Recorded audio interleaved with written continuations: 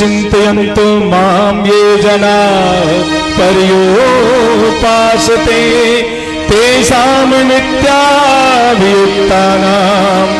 योगक्षेमं वहाम्यहम्। जो अनन्य भाव से भाविष्य होकर के धर्मात्मा के चरणों को भजता है, भगवान को भजता है, भगवान उसके योग और क्षेम का वहन करते हैं। गौतम जी के सामने जब अहिल्या हाथ जोड़ करके रोने लगी, मुझे निरपराधिनी को आपने श्राप दे दिया तो मेरा उद्धार कैसे होगा? अरे ऋषि तो ऋषि होता है, संत तो संत होता है। हृदय पिघल गया और कहा, अहिल्या तुम्हारा पतन रज से हुआ, उद्धार भी रज से होगा। कहा वो रज कहाँ मिलेगी? बोले राम के चरणों से मिलेगी। राम आएंगे और जैसे तुम्हारे आश्रम में प्रवेश करेंगे और उनके चरण का स्पर्श होते ही तुम्हारे श्राप से तुम्हारी मुक्ति हो जाएगी। इसलिए चरण कमल रज चाहती कृपा करहु रघुवीर। आपके चरणों की रज चाहती है ठाकुर, कृपा कर दो। और जैसे भगवान के कानों में, भगवान की कानों में वेदना पहुंची, परमात्मा का नाम करुणा निधान है, करुणा उमड़ पड़ी। और जैसे करुणा उमड़ी तो थोड़ी सी शंका हुई। गुरुदेव से कहा, गुरुदेव नारी के ऊपर पांव रखो। अरे कहा, सरकार आपके चरण को छोड़ो सरकार, अगर आपका आचरण भी किसी को मिल जाता है तो उसका जीवन धन्य हो जाता है। ये तो चरण चाहती है, कृपा करो परमात्मा। आज जैसे कहा कृपा करो, भगवान आगे बढ़ते हैं मैया। आज जैसे आगे बढ़ते हैं, पांव को उठाते हैं, शिला पर रखते हैं।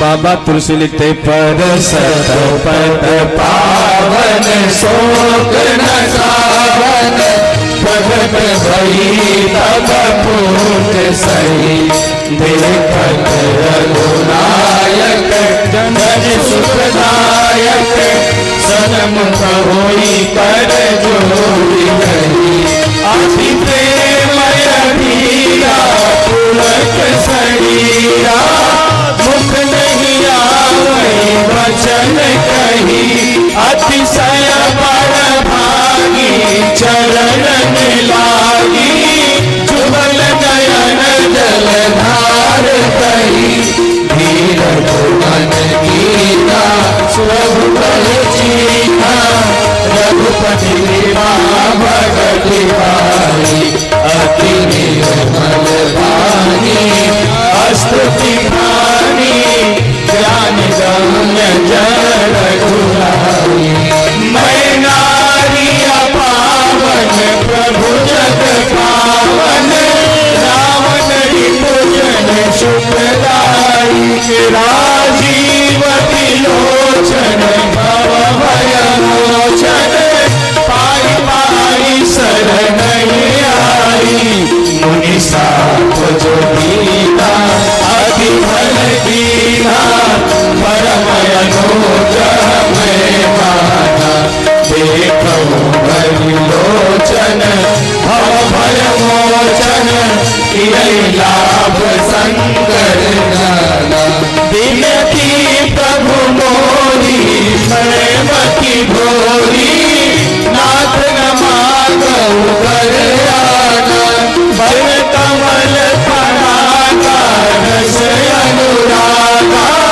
मम मन मधुपन रे पाना, श्री पद सुर सरिता परम पुनीता, प्रगट भई शिव शीश धरि, सोई भगवान कज जेहि, दुर्जट अज मम शेष धर कृपाल हरि, एहि भांति सिधारी गौतम नारी, बार बार हर चरण परी, जो अति मन भावा सुवर पावा, गणपति लोक अनंत हरि, जो अति मन भावा सुवर पावा, गणपति लोक अनंत हरि। एक खासियत इसकी है, आपके पति अगर आपको डांट देते हैं मैया ना, तो आप लड़ जाती हो, झगड़ जाती हो। ये कथा क्यों होती है राम जी की? सीखने के लिए होती है। अरे साहब, मेरी मातृशक्ति अहिल्या को गौतम ने डांटा ही नहीं, श्राप दिया, अश्राप दिया। तो अहिल्या ने हाथ जोड़ करके भगवान राम से कहा, किसी ने पूछा, अहिल्या आपको तो आपके पति ने श्रापित कर दिया। अहिल्या की आंखें भर गई, रुमावलियां गदगद हो गई और हाथ जोड़ करके बोली, मुनि श्राप जो दीना अति भग कीन्हा, परम अनुग्रह मैं माना। अरे मेरे प्रभु ने मेरे श्राप देकर के बड़ी कृपा किया। अरे कौन सी कृपा किया, नहीं समझ में आ रहा है। मेरे पति ने अगर श्राप नहीं दिया होता तो रघुपति का दर्शन नहीं हुआ होता। जिस पति का श्राप दे परमात्मा से मिला दे वो भारत के संत ही कहे जाते हैं। जिन जिनको भारत के संतों ने श्राप दिया सबको भगवान मिले हैं। ये भारत के संतों की महिमा है। परमात्मा का सानिध्य मिला, अपने दिव्य रूप में आई और भगवान ने याद किया, गौतम आए, गौतम आए, आ गए पतिलोक आनंद भरी। कहो मैया, बूढ़ा मैया बैठल हैं, पहलमा ब्याह के बाद गवना होके। अब आजकल तो गायबा ही मामला है, गवना शब्द ही खत्म है। हमको लगता है श्री प्रकाश भैया कि गौतम जी अहिल्या का गवना करा करके ले गए। ये भगवान की कृपा है। श्रापित अहिल्या को परमात्मा की ऐसी कृपा मिली कि जो श्रापित थी, ताड़ित थी, समाज में जिसे एक तरह से पतिता कह दिया गया, उस पत्नी को गवना करा करके लेकर के गए गौतम जी।